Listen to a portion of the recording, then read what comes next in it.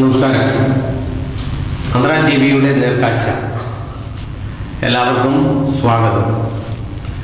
വിദ്യാഭ്യാസത്തിൻ്റെ പുതിയ നയത്തിനെ കുറിച്ചുള്ള ഒരു ചർച്ചയാണ് ഇന്ന് നമ്മളിവിടെ ചെയ്യുവാൻ ആഗ്രഹിക്കുന്നത്. പുതിയ വിദ്യാഭ്യാസത്തിൻ്റെ ഒരു നയത്തെക്കുറിച്ച് വിദ്യാഭ്യാസം ഏകീകരിക്കണം എന്ന് പറഞ്ഞുകൊണ്ട് കഴിഞ്ഞ ദിവസങ്ങളിൽ കഴിഞ്ഞ 21-ാം തീയതി അല്ലേ 21-ാം തീയതി ജൂലൈ 21-ാം തീയതി നേർക്കാഴ്ചയിലൂടെ 48-ാമത്തെ എപ്പിസോഡിൽ നേർക്കാഴ്ചയിലൂടെ മന്ത്ര ടി വി അഭിപ്രായപ്പെട്ടതാണ്.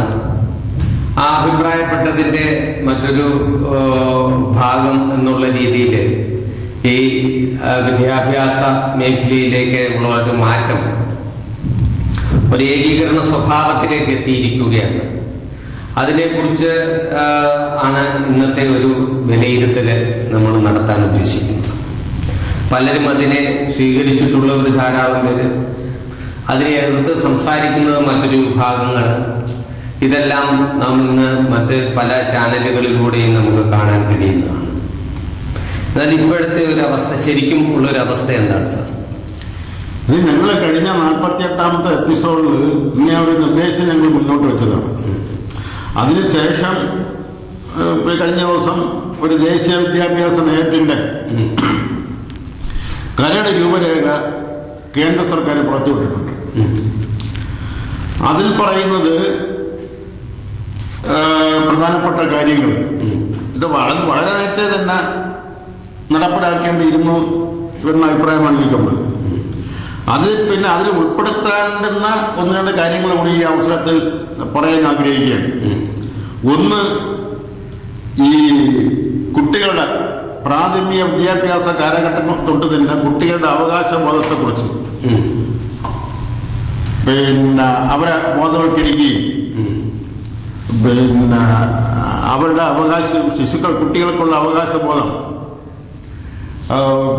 അവരെ പറഞ്ഞ് മനസ്സിലാക്കുകയും അത് ഈ പാഠ്യവിഷയത്തിൻ്റെ ഭാഗമാക്കുകയും ആ ചെറിയ ക്ലാസ് തൊട്ട് മുകളിലോട്ട് ഏകദേശം ഒരു ഡിഗ്രി, ഒരു ബിരുദ തലത്തിലെത്തുമ്പോഴത്തേന് അവരുടെ അവകാശബോധത്തെക്കുറിച്ച് അവർ പൂർണ്ണമായും ബോധവാന്മാരാകുന്ന ഒരു നിലയിലേക്ക് കൂടി ആ പാഠ്യവിഷയത്തിൽ ഈ കുട്ടികളുടെ അവകാശബോധം കൂടി അത് ദുരുപയോഗപ്പെടുത്താതിരിക്കുന്നതിന് ശ്രദ്ധിക്കുന്ന നിലയിലായിരിക്കണം അവരെ പഠിപ്പിക്കേണ്ടത്. അതോടൊപ്പം തന്നെ പിന്നെ വേറൊരു കാര്യം എന്ന് പറയുന്നത്, കുട്ടികൾക്ക് ഈ പാഠ്യവിഷയത്തിൽ കൂടെ തന്നെ മനഃശാസ്ത്രം കൂടി ഉൾപ്പെടുത്തണം. ആ മനഃശാസ്ത്രം ഉൾപ്പെടുത്തണമെന്ന് പറയുമ്പോൾ ചെറുതിലെ തന്നെ മനഃശാസ്ത്രം ഉൾപ്പെടുത്തണം. അതും ഈ പഠിച്ച് ബിരുദവും അതിനപ്പം ബിരുദാനന്തര ബിരുദകാലത്തിൽ എത്തുമ്പോഴത്തേന് അവർ മനഃശാസ്ത്രത്തെക്കുറിച്ച് ഏകദേശ നിലയിൽ ഒരു ബോധവാന്മാരാകണം. അതോടൊപ്പം തന്നെ അവർക്ക് ജീവിതത്തിൽ അവർക്ക് നേരിടുന്ന പ്രതിസന്ധികൾ, ബുദ്ധിമുട്ടുകൾ, പെട്ടെന്നുണ്ടാകുന്ന മാനസിക സമ്മർദ്ദങ്ങൾ, ഇതിനെയൊക്കെ തന്നെ ചെയ്യുന്നതിന് ഈ വിദ്യാഭ്യാസ കാലത്ത് തന്നെ അവർക്ക് ശാസ്ത്രീയമായ രീതിയിൽ തന്നെ മനഃശാസ്ത്രം എന്ന് പറയുന്ന ഒരു ശാസ്ത്രമാണ്. മനഃശാസ്ത്ര പഠനം കൂടെ നടത്തുന്നത് അവരുടെ ഈ പ്രത്യേകിച്ചും ഇന്നത്തെ യുവതലമുറയിൽ വന്ന് ചേർന്നിരിക്കുന്ന ഡെത്ത് വിഷ്, ആത്മഹത്യ പ്രവണത ഒരു പരിധിവരെ, ഒരു വളരെ അളവിൽ ഒഴിവാക്കിയെടുക്കാൻ കഴിയും. അത് ശരിയാണ്. നമ്മുടെ ശാസ്ത്രീയമായിട്ട് നമ്മൾ നോക്കുന്ന സമയത്ത് നമ്മുടെ നാട്ടില് പല സ്ഥലങ്ങളിലും ആത്മഹത്യകൾ ഉണ്ടാകുന്നത് വളരെ ചെറുപ്പമുള്ള കുട്ടികൾ തമ്മിലാണ്. അത് കൂടുതലും പ്രേമത്തിൻ്റെത് അവർ ആഗ്രഹിച്ച വസ്തുക്കളെ, രക്ഷാർത്ഥങ്ങളെ വാങ്ങിച്ചു കൊടുക്കാതിരിക്കുന്ന സാഹചര്യത്തിൽ അവരുടെ ഇഷ്ടാനുസരണമുള്ള കാര്യങ്ങൾ നടക്കാതിരിക്കുകയും വരുന്ന സമയത്ത് അതിവേഗം വിഭ്രാന്തി പൂണ്ട് ആത്മഹത്യയിലേക്ക് നീങ്ങുന്ന ഒരവസരം നമുക്ക് കാണാൻ കഴിഞ്ഞിട്ടുണ്ട്. ഈ വർഷം തന്നെ ഈ സ്കൂളിലെ ഓൺലൈൻ ക്ലാസ് തുടങ്ങിയപ്പോൾ ഓൺലൈൻ ക്ലാസ്സിന് TV കിട്ടിയില്ലെന്ന് പറഞ്ഞവരെ ആത്മഹത്യ ചെയ്തു. അപ്പൊ അവർക്കൊക്കെ വരുന്നതെന്ന് വെച്ചാൽ വരുന്ന പ്രതിബന്ധങ്ങളെ തരണം ചെയ്യുന്നതിനുള്ള കഴിവില്ലായ്മ.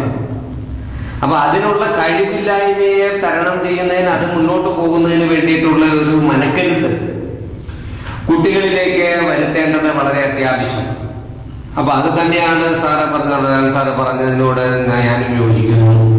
അത് വളരെ അത്യാവശ്യമായിട്ട് മനഃശാസ്ത്രപരമായിട്ട് അവരെ വളർത്തിയെടുക്കേണ്ട ഒരു ആവശ്യം നമുക്ക് ഇന്നത്തെ തലമുറയ്ക്ക് വളരെയധികം ഉണ്ട്. കാരണം ഇന്ന് കുടുംബ ബന്ധങ്ങൾ വളരെ കുറവാണ്. സ്കൂളിൽ പോയി പഠിക്കുന്നിടത്തെങ്കിലും നന്നായിട്ട് പഠിക്കുന്നിടത്ത് പോലും ആ ഒരു അന്തരീക്ഷം കിട്ടുന്നില്ല. അവിടെയൊക്കെ അവരെ വീടെന്ന് പറയുന്നതാണ് കുടുംബം പോലെ. വിദ്യാഭ്യാസ മേഖല ഏകദേശം അതിന് അനുപാതികമായി തന്നെയാണ് വിദ്യാഭ്യാസ മേഖല വളർന്നുകൊണ്ടിരിക്കുന്നത്. എന്തായാലും ഈ പ്രാവശ്യത്തെ ഈ ഒരു വിദ്യാഭ്യാസത്തിന്റെ ഒരു മാറ്റം വരുത്തിയിരിക്കുന്നത് വളരെ നല്ലതാണ് എന്നുള്ളതാണ് നമ്മളുടെ അഭിപ്രായം. അല്ല, ആ മാറ്റം വരുത്തിയതിൽ പ്രധാനപ്പെട്ട ഒരു കാര്യം എന്ന് പറഞ്ഞാൽ മാതൃഭാഷ കൂടെ പാഠ്യവിഷയമാക്കണമെന്നുള്ളതാണ്. കാര്യം എന്ന് പറഞ്ഞാൽ ഇന്ന് മനസ്സിലാക്കേണ്ട കുട്ടി എന്ന് പറയുന്ന ഇന്നത്തെ പുതിയ തലമുറയിലെ കുട്ടികൾക്ക് മലയാളം എഴുതാനും വായിക്കാനുണ്ട്.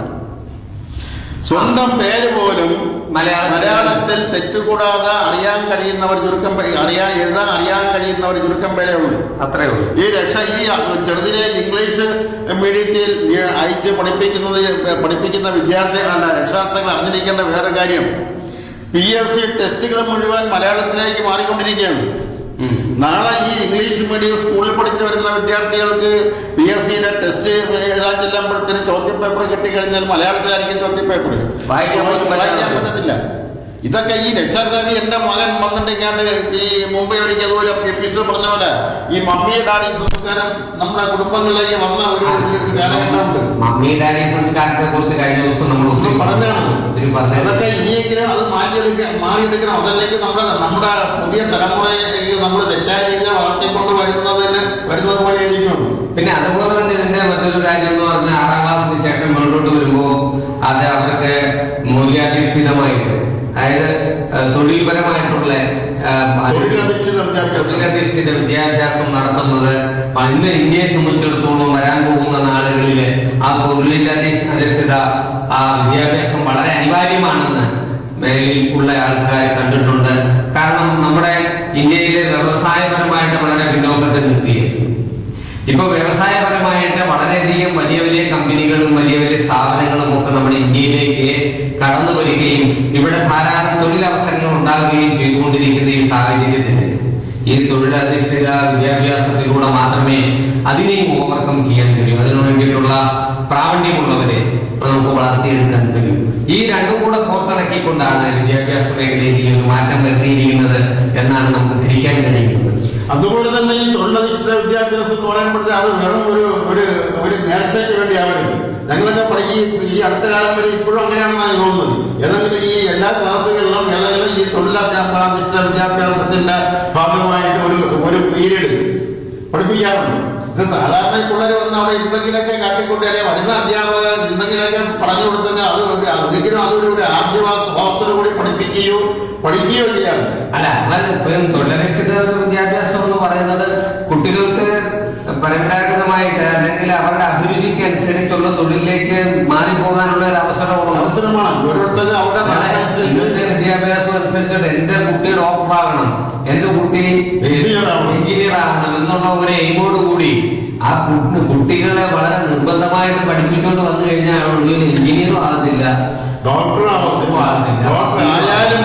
പ്രയോജനമില്ലാത്ത ഒരു അവസ്ഥയിലേക്ക്.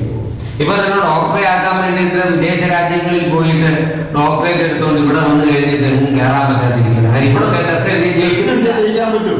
മാത്രമല്ല ഈ നമ്മുടെ നാട്ടില് നല്ല നിലയിലും പഠിച്ച് മാർക്ക് വാങ്ങാൻ കഴിയാത്തവരെയാണ് ഈ അന്യദേശങ്ങളില് ഇതിനായി മെഡിസിൻ അയക്കുന്നത്. അങ്ങനെ ചൈനയില് മെഡിസിൻ അയച്ച് അവിടെ നിന്നാണ് ഒരു കുട്ടി കേരളത്തിൽ ആദ്യമായി കൊറോണ വൈറസ് കൊണ്ടുവരുന്നത്. അത് ഈ മധ്യവർഗ സംസ്കാരത്തിന്റെ ഭാഗമായിട്ടാണ് ഈ വിദേശങ്ങളിൽ അയച്ച് വിദ്യാർത്ഥികൾക്ക് മെഡിസിൻ ബിരുദം ഉണ്ടാക്കി കൊടുക്കുന്നതിന് വേണ്ടി ലക്ഷ്യങ്ങൾ മുടക്കി വിദേശങ്ങളിൽ അയക്കുന്നത്. ഇവിടെ നല്ലപോലെ പഠിക്കുന്ന കുട്ടികളെ കിട്ടും. വളരെ ശ്രേഷ്ഠമായ വിദ്യാഭ്യാസ സമ്പ്രദായമാണ് നമ്മുടെ ഇന്ത്യയിലുള്ളത്. അതിന് ബുദ്ധി വേണം. അത് നല്ലപോലെ പഠിച്ച് നല്ല മാർക്ക് വേണം. എൻട്രൻസ് പരീക്ഷ പാസ്സാവണം. ഇതൊന്നും കഴിയാതെ മിനിമം മാർക്ക് വാങ്ങിച്ച് മാർക്ക് വാങ്ങിച്ചിട്ട് വിദേശങ്ങളിൽ ചെന്ന് അവിടെ എല്ലാத்தைയും അവിടെ ജയിക്കത്തില്ല എന്നുള്ള വേറെ സത്യം. അവസാനം ആരെങ്കിലൊക്കെ അവിടുന്ന് അറ്റൻഡ് ആരെങ്കിലും കാശ് കൊടുത്ത് യഥാർത്ഥത്തിൽ ഈ വിദേശത്ത് നിന്ന് ബിരുദം കൊണ്ടുവരുന്ന ആ ബിരുദങ്ങളിൽ നല്ല ഒരു സ്ക്രീനിൽ നിർത്തി കഴിഞ്ഞാൽ അത് നല്ലൊരു ശതമാനം വ്യാജ ഡിഗ്രികളായിരിക്കും. അവിടുന്ന് കാശ് കൊടുത്ത് വാങ്ങിക്കൊണ്ട് വരുന്ന ബിരുദങ്ങളായിരിക്കും പലതും. അതുകൊണ്ടാണ് ഇന്ത്യയിലെ പ്രത്യേക ടെസ്റ്റ് വെച്ചത്. ഇപ്പൊ അതുപോലെ അഡീഷണൽ ടെസ്റ്റ് നടത്തണം. ഈ ടെസ്റ്റിലൊക്കെ ആയിരക്കണക്കിന് ആൾക്കാർ തോറ്റോണ്ടിരിക്കുകയാണ്. എന്നാലും അവർ MBBS ഒന്നും പറഞ്ഞില്ല. എന്റെ അവസാനം 4 അക്ഷരം വെക്കുന്നതിന് വേണ്ടിയുള്ള അല്ല, ഇതിന്റെയൊക്കെ വളരെ വ്യക്തമായിട്ടുള്ളതാണ്. കേരളത്തെ സംബന്ധിച്ചിടത്തോളം കേരളത്തിലാണ് 700ഓളം വ്യാജ ഡോക്ടർമാർ ഇവിടെ ക്ലിനിക്കുകൾ നടത്തുന്നുണ്ട്. 700 അല്ല, അതിലധികം ഉണ്ട്. അതിനെ കുറിച്ച് പിന്നെ അന്വേഷിച്ച് കണ്ടെത്തുന്നതിന് വേണ്ടി പ്രത്യേക സംഘത്തെ ഉണ്ടാക്കുന്നതിന്റെ അഭിപ്രായം.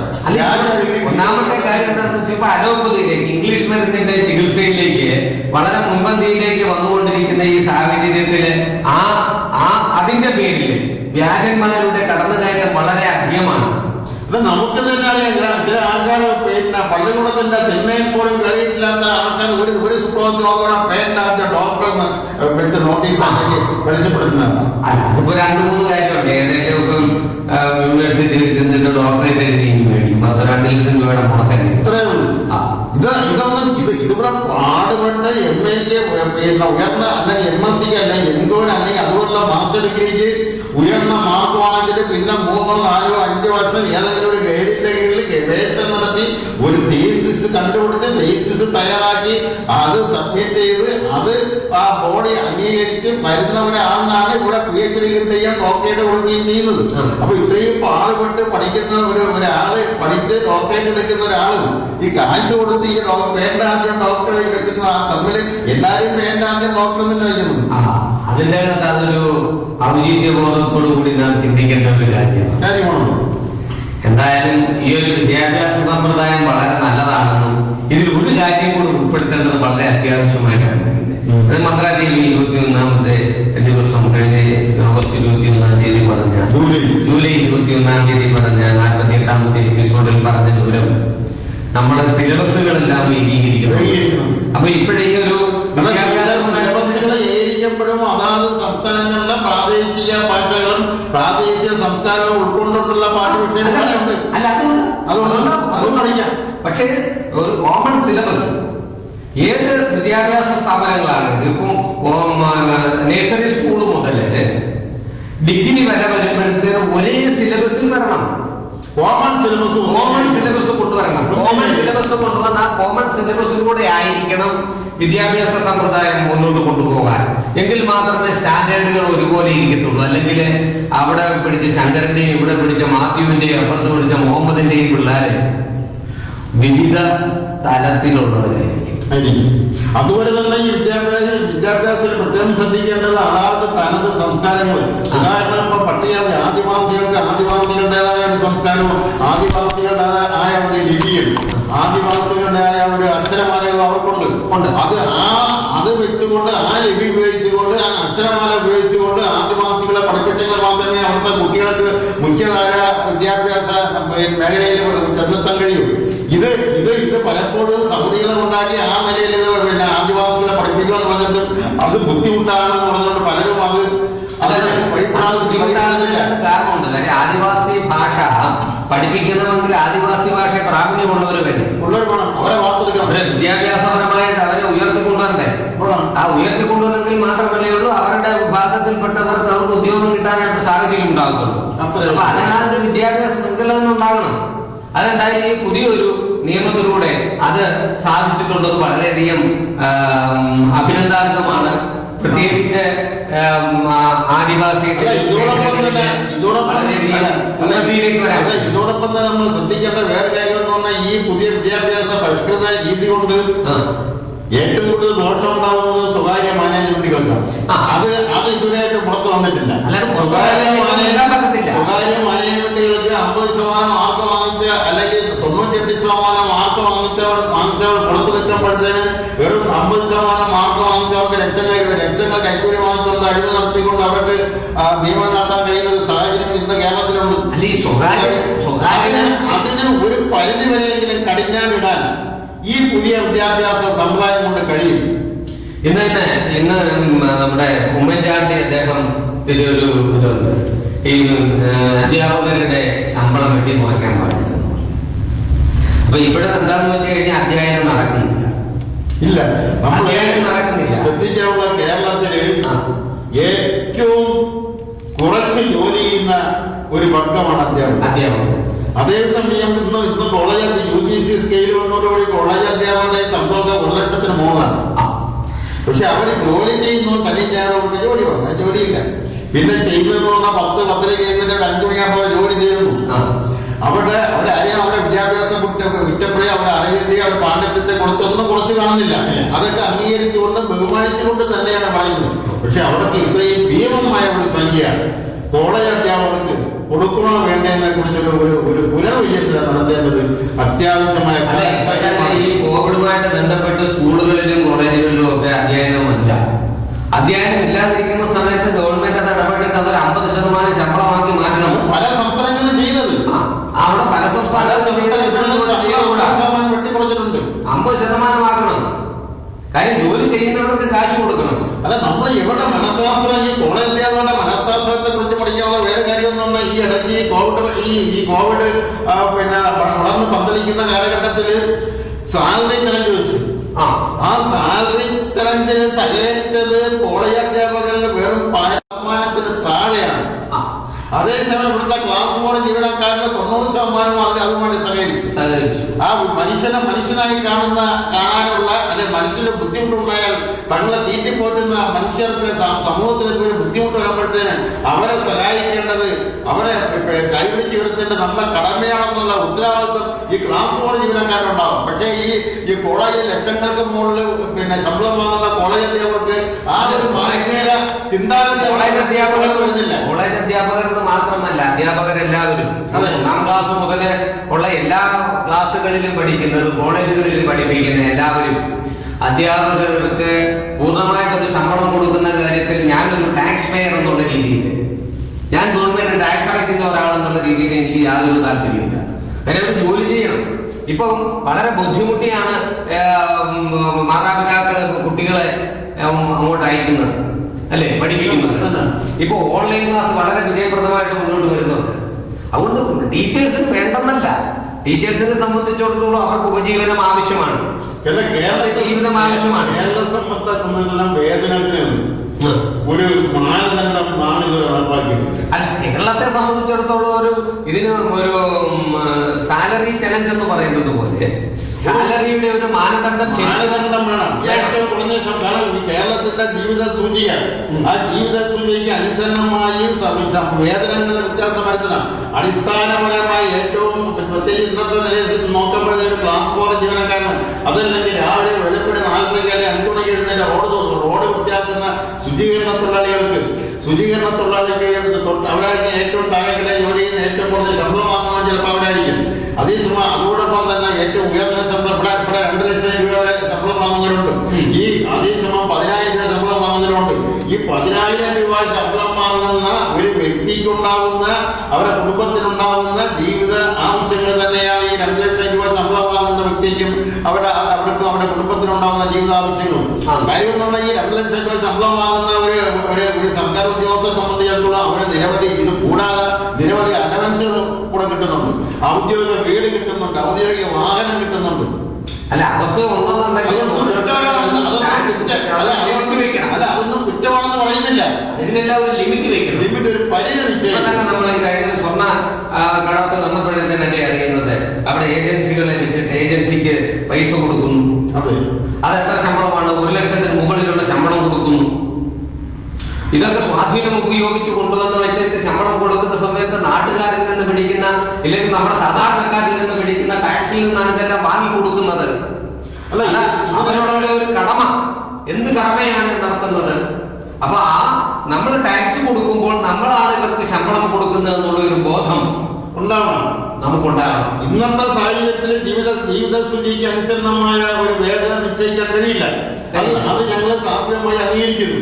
അതോടൊപ്പം തന്നെ ഒരു മിനിമം ഒരാളിനെ ജീവിക്കുന്നതിന് ആവശ്യമായ വേതനം, അത് മിനിമം സാലറി നിജപ്പെടുത്തുകയും അത് 10,000 രൂപ മുതൽ 2 ലക്ഷം രൂപ വരെ ശമ്പളം വാങ്ങുന്ന ആ വ്യത്യാസം ഒഴിവാക്കിയിട്ട് അതിനൊക്കെ ശമ്പളം ഏറ്റവും കൂടുതൽ ശമ്പളം ഇത്ര വരെ ആകാം, അത് കുറച്ചുകൂടെ താഴോട്ട് അടുപ്പിക്കുകയും ഏറ്റവും താഴ്ന്ന നിലയിൽ ശമ്പളം വാങ്ങുന്നവരുടെ വേതന വ്യവസ്ഥ കുറച്ചുകൂടെ മുകളിലോട്ട് ഉയർത്തുകയും ചെയ്ത് കഴിഞ്ഞാൽ ഇത് ഏകദേശം ഒരു പരിധിവരെയെങ്കിലും ഒരു മാനദണ്ഡം നിശ്ചയിക്കാൻ കഴിയും. എന്തായാലും ഈ ഒരു വിദ്യാഭ്യാസ സമ്പ്രദായത്തിലുള്ള മാറ്റം വരുത്തിയിട്ടുള്ളത് വളരെ പ്രയോജനപ്രദമാണ്. അത് മൂല്യാധിഷ്ഠിതമായിട്ട് അതിനെ വളർത്തിക്കൊണ്ടുവരാൻ കഴിയും. അതിനു വേണ്ടിയിട്ടുള്ള ഒരു സഹകരണം എല്ലാവരുടെയും അതോടൊപ്പം തന്നെ നമ്മൾ ശ്രദ്ധിക്കേണ്ട വേറെ കാര്യം എന്ന് പറഞ്ഞാൽ ഈ സ്വയം ഭരണാവകാശം കോളേജുകൾക്കെല്ലാം കലാലയങ്ങൾക്കെല്ലാം സ്വയം ഭരണാവകാശങ്ങൾ കൊടുക്കാൻ ഈ പുതിയ വിദ്യാഭ്യാസ ബില്ലിലൊരു കണ്ടിലേഖനമുണ്ട്. പക്ഷെ അത് ചിലപ്പോൾ അത് വളരെയധികം ദുരുപയോഗപ്പെടുത്തും. കാര്യം എന്ന് പറയുന്നത് അവർക്കൊരു സ്വയം ഭരണാവകാശമുള്ള പിന്നെ കോളേജുകളാകുമ്പോഴത്തേന് അവർക്ക് അവരുടെ മേലെ യൂണിവേഴ്സിറ്റികൾക്ക് നിയന്ത്രണം ഇല്ലാതെ വന്നാൽ, അതല്ലെങ്കിൽ UGCക്ക് നിയന്ത്രണം ഇല്ലാതെ വന്നാൽ അത് വിദ്യാഭ്യാസ മേഖലകളിലും അതുപോലുള്ള വിദ്യാർത്ഥികൾക്ക് പിന്നെ പ്രവേശനം നൽകുന്നതിനും അധ്യാപകരെ നിയമിക്കുന്നതിനും അവിടുത്തെ മറ്റ് മാനദണ്ഡങ്ങൾ പിന്നെ നിലനിർത്തി കൊണ്ടുപോകുന്നതിലൊക്കെ ഒരുപാട് കോട്ടങ്ങൾ സംഭവിക്കും. അതുകൊണ്ട് അത് ദുരുപയോഗപ്പെടുത്തും. അതേസമയം ഇപ്പം നമ്മുടെ ശ്രീകൃഷ്ണ മെഡിക്കൽ സെന്റർ സ്വയം ഭരണ അവകാശം ഉള്ള ഒരു ഡീപ് യൂണിവേഴ്സിറ്റിയാണ്. നമ്മളതിനെ അംഗീകരിക്കുന്നു. കാരണം അതിനുള്ള യോഗ്യത ശ്രീകൃഷ്ണ മെഡിക്കൽ സെന്ററിനുണ്ട്. അപ്പൊ അതുപോലുള്ള യോഗ്യത ഇപ്പൊ അമൃത എന്തൊക്കെ കുറ്റവും കുറവുണ്ടെങ്കിലും അമൃത പിന്നെ മെഡിക്കൽ കോളേജിൽ സ്വയം ഭരണ അവകാശം ഉള്ള ഒരു സ്ഥാപനമാണ്. ഇന്നത്തെ നിലയിൽ അവർക്ക് അതിന്റെ അവകാശമുണ്ട്, നമ്മൾ കുറ്റം പറയുന്നില്ല. അതുകൊണ്ട് അങ്കമാലി നെറ്റിൽ പിന്നെ ഐ ഹോസ്പിറ്റൽ കണ്ണാശുപത്രി അവർക്ക് ഇപ്പൊ സ്വയം ഭരണ അവകാശം കൊടുക്കുകയാണെങ്കിൽ ഇപ്പോഴത്തെ നിലവിൽ അവർക്ക് അതിന് അംഗീകാരമുണ്ട്. അപ്പൊ ഈ അംഗീകാരം കൊടുക്കുന്നത് പുതിയ തലമുറ അടുത്ത മാനേജ്മെന്റ് അത് ദുരുപയോഗപ്പെടുത്താതിരിക്കുന്നതിനുള്ള ഒരു നിയമനിർമ്മാണം ഇത് ഉണ്ടാവുകയും അതിനകത്ത് അത് ഏത് യൂണിവേഴ്സിറ്റിയുടെ പരിധിയിലാണ് വരുന്നത് ആ യൂണിവേഴ്സിറ്റിയുടെ പിന്നെ അപ്പർ ബോഡിക്ക് അതിന് ഒരു ചെറിയ നിയന്ത്രണം അതല്ലെങ്കിൽ നമ്മുടെ സ്വകാര്യ വിദ്യാലയങ്ങളെ കുറിച്ച് അത് ഭരിക്കുന്ന മാനേജ്മെന്റിന്റെ സ്വഭാവത്തെ കുറിച്ച് നമുക്കറിയാം. പലരും ഇന്ന് സ്വകാര്യ വിദ്യാലയങ്ങൾ നടത്തുന്നവരിൽ പലരും ആരെയും അവരുടെ തൊഴിലിനെ കുറ്റം പറയില്ല. പലരും അബ്കാരി രംഗത്ത് നിന്നവരാണ്. അബ്കാരി രംഗത്ത് നിൽക്കുന്നവർ ലാഭം അവരുടെ നിഘണ്ടുവില് അവരുടെ ഡയറിയില് ലാഭം മാത്രമേ ഉള്ളൂ, പ്രോഫിറ്റ് മാത്രമേ ഉള്ളൂ. അതിനകത്ത് ലോസ് ഇല്ല, അതിനകത്ത് നഷ്ടമില്ല. കാരണം നഷ്ടം സഹിച്ച് ഒരു പൊതുപ്രവർത്തകരെ നഷ്ടം സഹിച്ച് ഒരു സംരംഭം നടത്തി പരിചയം അവർക്കില്ല. പക്ഷെ വേറെ കാര്യമാണ്, ഇത്രയും വലിയ ഹ്യൂജ് എമൗണ്ടുകൾ മുടക്കിയിട്ട് നഷ്ടത്തിൽ പോകാനും താല്പര്യപ്പെടത്തില്ല. പക്ഷേ അതിൻ്റെ അകത്തൊരു രഹസ്യ അജണ്ട ഉണ്ട്. ആ അജണ്ട പുറത്ത് വന്നു കഴിഞ്ഞാൽ നമുക്ക് പലരും അന്തം വിട്ടു. ഞാൻ ഇവിടുത്തെ പല മെഡിക്കൽ കോളേജുകൾ നഷ്ടത്തിൽ പോവുകയാണ്. എനിക്കിനി ആരെയും പരിചയം പറയുന്നില്ല. കേരളത്തിൽ എത്ര മെഡിക്കൽ സ്റ്റോർ ലാഭകരമായി പോകണമെന്നും എത്ര മെഡിക്കൽ കോളേജുകൾ നഷ്ടത്തിൽ പോകണമെന്ന് എനിക്കറിയാം. ആ മെഡിക്കൽ കോളേജുകളുടെ പേരും എനിക്കറിയാം. പക്ഷെ അവർ എന്തിനാണ് ഈ നഷ്ടം സഹിച്ച് നടത്തണമെന്ന് പറഞ്ഞാൽ അവർക്ക് ഇന്നലെ വരെ സമൂഹത്തിൽ അവർക്ക് നഷ്ടപ്പെട്ടിരുന്ന ഒരു ഇമേജ്, ആ ഇമേജ് ഈ മെഡിക്കൽ വിദ്യാഭ്യാസ മേഖലയിൽ കൂടി അവർക്ക് തിരിച്ചു പിടിക്കാൻ അതുപോലെ തന്നെ അവർക്ക് നിലവിലും സമൂഹത്തിലും രാഷ്ട്രീയ തലത്തിലും അധികാരത്തിലും സ്വാധീനം ഉറപ്പിക്കുക. അതുപോലെ തന്നെ അവർക്ക് പല ബിസിനസ്സുകളും ഉള്ളവരാണ്. ആ ബിസിനസ്സിലൊക്കെ ചിലക്ക് കണക്കിൽ കൂടാത്ത പണങ്ങൾ അവർക്ക് വന്ന് കുമിഞ്ഞു കൊടുക്കും. ഈ കണക്കിൽ കൂടാതെ വരുന്ന പണങ്ങൾ ഈ മെഡിക്കൽ വിദ്യാഭ്യാസ രംഗത്ത് ചെലവഴിക്കാൻ അവർക്ക് കഴിയുമ്പോഴും നഷ്ടമല്ല. ഇവിടുന്ന് വരുന്ന ഈ കണക്കിൽ കൂടാത്ത പണമാണ് ഈ മെഡിക്കൽ വിദ്യാഭ്യാസ രംഗത്തൂടെ കടന്നു വരുമ്പോഴത്തേന് അത് ബിസിനസിന്റെ റൂട്ടിലൂടെ ഉള്ള ഒരു സംഭവമാണ്. നമ്മുടെ ഇവിടുത്തെ വിഷയം എന്ന് പറയുന്നത് ഈ വിദ്യാഭ്യാസ നിയമത്തിലുണ്ടായിട്ടുള്ള മാറ്റങ്ങൾ, പ്രത്യേകിച്ച് മാനവ വികസന മന്ത്രാലയത്തിന്റെ അണ്ടറിലേക്ക് വിദ്യാഭ്യാസത്തെ കൊണ്ടുപോയി കഴിഞ്ഞു. അപ്പൊ ആ കൊണ്ടുപോയിട്ടുള്ളത് വളരെ നന്മയായിട്ടാണ് കാണാൻ കഴിയുന്നത്.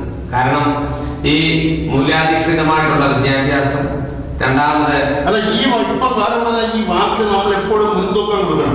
മൂല്യാധിഷ്ഠിതം എന്ന് പറയുന്ന ഒരു വാക്ക് അത് കാത്തു സൂക്ഷിക്കണം. നമ്മൾ വിദ്യാഭ്യാസ രംഗത്ത് ഏറ്റവും കൂടുതൽ ശ്രദ്ധിക്കേണ്ടത് മൂല്യാധിഷ്ഠിത വിദ്യാഭ്യാസത്തിനാണ്. ആ മൂല്യാധിഷ്ഠിത വിദ്യാഭ്യാസത്തിനെ നിലനിർത്തിക്കൊണ്ടുപോകാനുള്ള ആർജവം എല്ലാ വിഭാഗങ്ങൾക്കും ഉണ്ടാവണം. അതോടൊപ്പം തന്നെ ഗവൺമെന്റിന്റെ ഭാഗത്തുനിന്നും, പ്രത്യേകിച്ച് സെൻട്രൽ ഗവൺമെന്റിന്റെ ഭാഗത്തു നിന്നും ഈ ഒരു പുതിയ നിയമം പാസാക്കി കൊണ്ടുവന്നതിന്റെ ഏകീകൃത സിലബസ് ഏകീകൃത സിലബസും കൂടി ഏർപ്പെടുത്തിക്കൊണ്ട് ഈ വിദ്യാഭ്യാസ സമ്പ്രദായം വളരെ മെച്ചപ്പെട്ട രീതിയിൽ തന്നെ മുന്നോട്ട് കൊണ്ടുപോകാൻ വേണ്ടിയിട്ടുള്ള എല്ലാ പ്രവർത്തനങ്ങളും കാഴ്ചവെക്കണം. അതോടൊപ്പം തന്നെ എല്ലാ ജനങ്ങളും ഈ വിദ്യാഭ്യാസ സമ്പ്രദായത്തെ ഇവിടെ പുറത്തിറങ്ങിയിരിക്കുന്നത് ഈ പുതിയ വിദ്യാഭ്യാസ നയത്തിന്റെ കരട് രേഖയാണ് പുറത്തിറങ്ങിയിരിക്കുന്നത്. അതിന് എല്ലാവർക്കും അഭിപ്രായം പറയാം, അഭിപ്രായം എഴുതി അറിയിക്കാം. അതെല്ലാം പഠിച്ചുകൊണ്ടായിരിക്കും ഇതിനെക്കുറിച്ചൊരു അന്തിമ തീരുമാനം എടുക്കുന്നു, അത് മാറ്റങ്ങൾ വരുത്തണോ വേണ്ടതെന്ന് തീരുമാനിക്കുന്നത് ഇത് വെച്ചുകൊണ്ടായിരിക്കും. അപ്പൊ എന്തായാലും ഈ ഒരു അഭിപ്രായം മന്ത്ര ടിവിയെ സംബന്ധിച്ചിടത്തോളം മന്ത്ര ടിവിയുടെ ഈ ഒരു അഭിപ്രായം അറിയിച്ചിട്ടുണ്ട്. അത് വേണ്ട രീതിയിൽ മുന്നോട്ട് പോകും എന്നുള്ളതാണ് നമുക്ക് ഉള്ള വിശ്വാസം. എന്തായാലും ആ വിശ്വാസം എപ്പോഴും നിലനിൽക്കട്ടെ. എല്ലാവരും ഒരു ഏകീകൃത വിദ്യാഭ്യാസത്തിന് വേണ്ടിയിട്ടുള്ള മുൻകരുതൽ, അതിനു വേണ്ടിയിട്ടുള്ള ഒരു മനോഭാവം ഉണ്ടാവട്ടെ എന്ന് മാത്രം പറഞ്ഞുകൊണ്ട് ഇന്നത്തെ ഈ എപ്പിസോഡ് ഇവിടെ പൂർണ്ണമാകുന്നു. നന്ദി, നമസ്കാരം.